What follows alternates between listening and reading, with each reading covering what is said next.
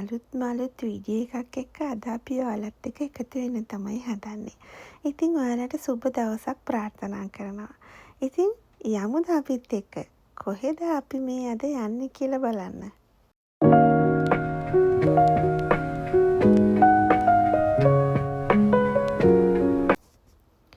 ඉතින් අපි කොහෙද මේ යන්නේ? ඇත්තටම අපි මේ ඉතාලිය බලන්න තමයි යන්න හදන්නේ. අපි කාලෙකින් ඉතාලිය පැත්තේ ගියේ නැති නිසා අපි හිතුවා ඉතාලිය පැත්තේ ගිහිල්ලා එන්න. ඉතින් අපි දැනට ජීවත් වෙන්නේ ජර්මනියේ රේගන්ස්බර්ග් කියන සිටි එකේ. ඉතින් අපි උදේ පාන්දර 5ට විතර තමයි ගමන පටන් ගත්තේ. අපි මේ ඉතින් පව් කරමින් ඉන්නේ මියුනික් කියන ජර්මනියේ ඉතාමත් සුප්‍රසිද්ධ නගරයක්.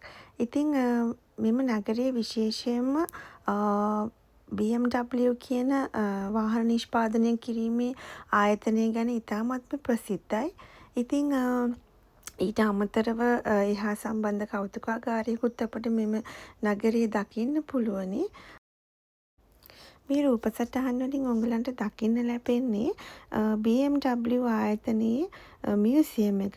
ඉතින් අපි ඊටමත් ළඟදී දවසක යන්න බලාපොරොත්තු වෙනවා. ඊටමත් ඉක්මනින්ම අපි මේ සම්බන්ධ වීඩියෝ එකක් ඔයගලන්ට ගේන්නම්.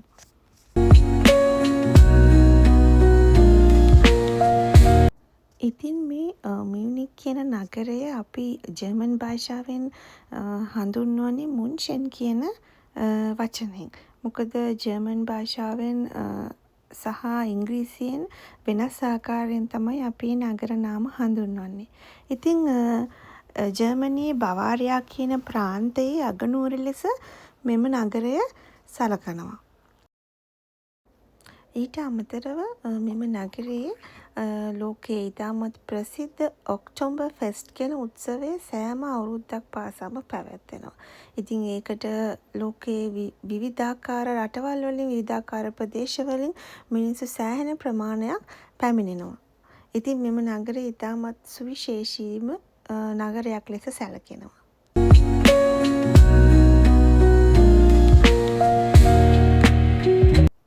ඉතින් අපි මේ ගමන ආරම්භ කරන්නේ රේගන්ස්බර්ග් කියන සිටි එකෙන්.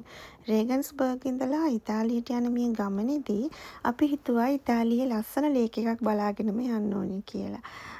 කොහොම වුණත් ඒ ලේක් එකට අපට පැය 5යි විනාඩි 3ක කාලයක් එක 417 කිලෝමීටර පෙන්නනවා. මෙම රූපසටහනින් ඔයගලන්ට බලා ගන්න පුළුවන්.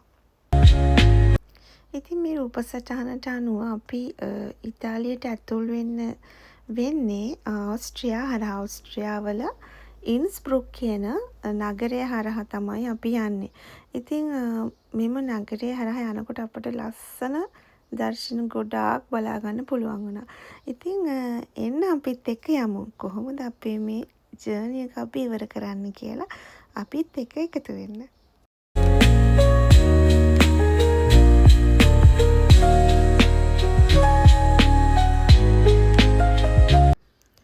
පොඩි අඳුරු ගතියක් එක්ක තමයි අපි මේ ඉස්සරහට යන්නේ. මොකද මේ වෙලාව වෙනකොට පාන්දර 6ට විතර ඇති. උඹලන්ට මේ ඈතින් පේනව නේද ලස්සන දර්ශනයක්? මොනවාද ඒ පේන්නේ? ඇත්තටම ඒ තමයි ඇල්ප්ස් කඳු. අපි මේ ගමන ගියේ අප්‍රේල් මාසේ. අප්‍රේල් මාසේ ඒ කාලේ වෙනකොට පොඩි සීතලක් තිබුණා. ඉතින් උඹලන්ට පේනව ඇති මේ ඈතින් කඳුවල තවමත් අයිස් තියෙනවා. ඒ කියන්නේ තාම අපේ සීත කාලේ නම් ඉවර වෙලා නැහැ. කොහොම වුණත් කොච්චර රස්න කාලේ වුණත් ඔය ඇල්ප්ස් කඳුවල ඉහළ කොටස් වල තියෙන අයිස් දිය වෙන්නේ නැති තරම්. ඉතින් ඔයගලන්ට තව ඉස්සරහට යනකොට දකින්න පුළුවන් ඇල්ප්ස් කඳු කොයිතරම් ලස්සන දර්ශනය වෙනවද කියලා. යන් අපිත් එක්ක.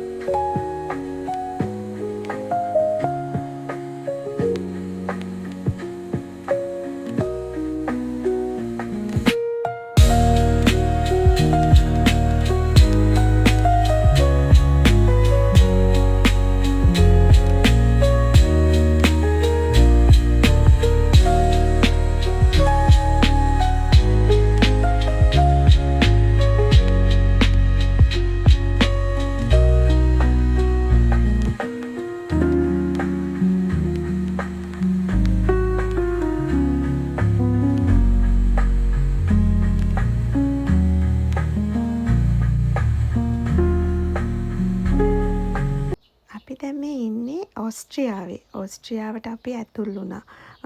උංගලන්ට පේනවද? තාමත් ඔස්ට්‍රියාවේ නම් හිම දිය වෙලා නැහැ. පාර දෙපැත්ත පුරාවටම සුදු පාටයි. ඒ වගේම ඉතාමත් තද මීදුමක් තියෙනවා. මේ වෙලාවේ වෙලාව උදෑසන 8ට විතර ඇති. නමුත් හොඳ ඉර එළියක් දකින්න ලැබෙන්නේ නැහැ. තාමත් හෙමින් තමයි ආලෝකය වැටෙන්නේ. උඹලන්ට ඈතින් පේනවද දැන්? ඇල්ප්ස් කඳු ලස්සනට පේනවා. ඉතින් අපි කඳු වල වදින්න යනවා වගේ තමයි අපිට දැනෙන්නේ. කොහොම වුණත් හරිම ලස්සන දර්ශනයක්.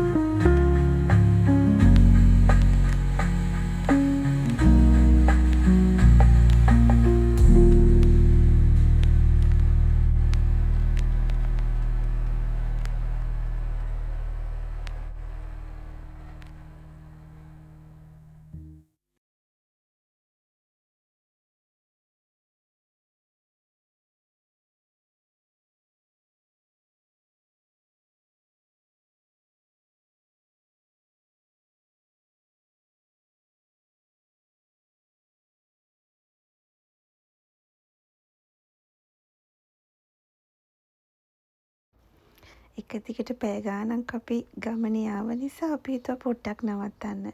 ඉතින් ලස්සන තැනක් බලලා නිදහසේ ඉන්න තමයි අපි මේ චුට්ටක් නැවැත්තුවේ. ලස්සන පුංචි දොළ පාරක් ගාව. ඉතින් අපි දැන් මේ ඉන්නේ ඕස්ට්‍රියාවල.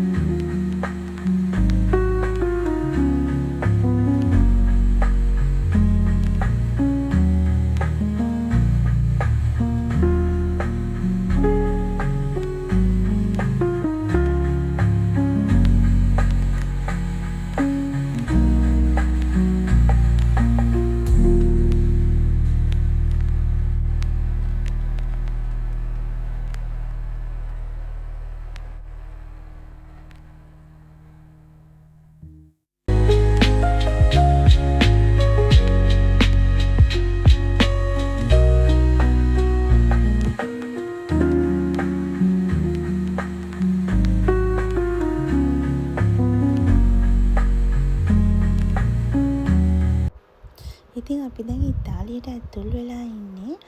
පැයකට පමණ ආසන්න කාලයක් වෙනවා අපි ඉතාලියට ඇතුල් වෙලා. ඉතින් ඉතාලියේ උතුරු ඉතාලියේ ඩොලොමයිට්ස් කියන ඉතාමත්ම වටිනා කඳු පන්තියක් ආශ්‍රිතව තමයි අපි දැන් මේ ගමන් කරන්නේ. උගලන්ට මම ගොඩාක් හැඳින්වීමක් කරන්නම් මොකක්ද මේ ඩොලොමයිට්ස් කියන කඳු පන්තියේ තියෙන විශේෂත්වය කියලා. ඉතාලියේ මේ ඩොලොමයිට්ස් කියන කඳු පන්තිය පිහිටලා තියෙන උතුරු ඉතාලිය ආශ්‍රිතව. ඉතින් මේ ලෝක ප්‍රසිද්ධ කඳු පන්තියක් වගේම වටිනාකමින් යුක්ත කඳු පන්තියක්. ඒ යුනෙස්කෝ සංවිධානය මගින් ලෝක උරුමයක් ලෙස 2009 සිට සටහන් කරලා තියෙනවා.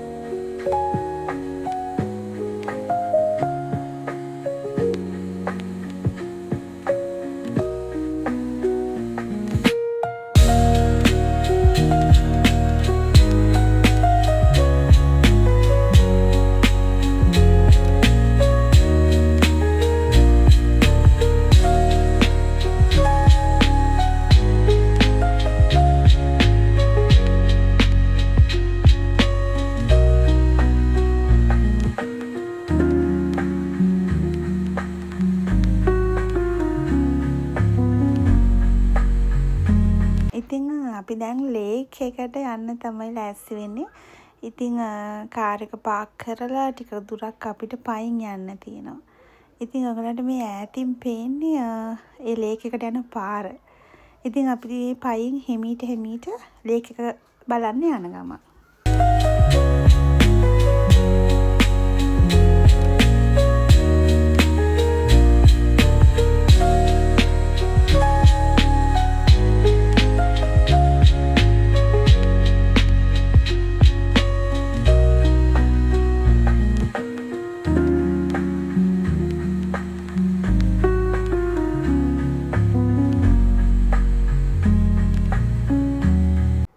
මේ ලේක් එක නමින් අපි හඳුන්වන්නේ ලාගෝ ඩි බ්‍රයිස්. ලාගෝ කියන්නේ ඉතාලියෙන් ලේක් කියන වචනය. ඉතින් මේ ලේක් එකට ඇතුල් වෙන්න එන්ට්‍රන්ස් ෆී එකක් ඒගොල්ලෝ අය කරන්නේ නැහැ. ඕන කෙනෙක්ට අපිට ඇතුල් වෙන්න පුළුවන්. ෆ්‍රී. ඒ වගේම ඇතුල් වුණාට පස්සේ අපිට බෝට් රයිඩ්ස් එහෙම තියෙනවා. නමුත් ඒවා අපිට ෆ්‍රී හම්බෙන්නේ නැහැ. අපිට ඒවට සුළු මුදලක් ගෙවන්න වෙනවා. ඉතින් අපි යමුකෝ බලන්න ඉස්සරහට.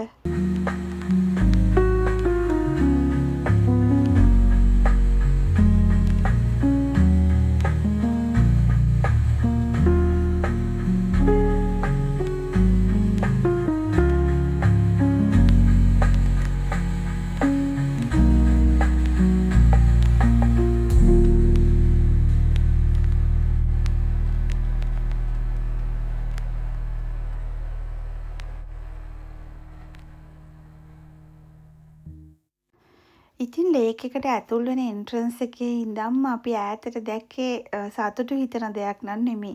මොකද ඈතට ලේක් එකේ තිබුණු හැම ජල ස්තරයක්ම අයිස් බවට පත් වෙලා.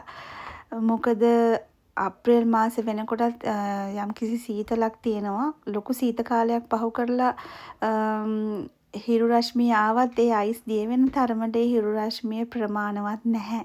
ඉතින් අපි යද්දී ඈතට ඒ ජල උඩ ස්තරවල තියෙන හැම ජල කොටසක්ම අයිස් බවට පත් වෙලා. ඉතින් අපිට කිසිම බෝට් රයිඩ්ස්වත් කිසිම දෙයක් ඒ ලොකේෂන් එකේ දකින්න ලැබුණේ නැහැ. හරියම පාළුවට ගිය තැනක් විදිහට තමයි දකින්න හම්බුනේ. කොහොම වුණත් ඔයාලට මම මේ වීඩියෝ එකේ අන්තිමට ඇඩ් කරන්නම් ෆොටෝස්. මේම ලේක් එක ගොඩක්ම ලස්සනයි සමර් එකට. ඒ සමර් එකේ කොහොමද අපිට මේ ලේක් එක දකින්න හම්බෙන්නේ කියලා මම ෆොටෝස් මේ වීඩියෝ එකේ අන්තිමට ඇඩ් කරන්නම්. කොහොම වුණත් ඉතින් සතුටු හිතෙන දෙයක් නම් නෙමෙයි උනේ. නමුත් ගොඩක් පිරිසක් ඇවිත් හිටියා ලේක් එක බලන්න. ලේක් එකේ එහාට පයින් යන්න පුළුවන්.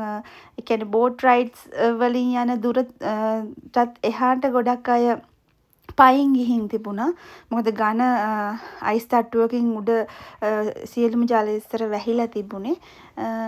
කොහොම වුණත් ඒක අමුතුම අත්දැකීමකුත් වුණා අපේ පොඩි අයට. නමුත් පොඩි දුකකුත් තියෙනවා.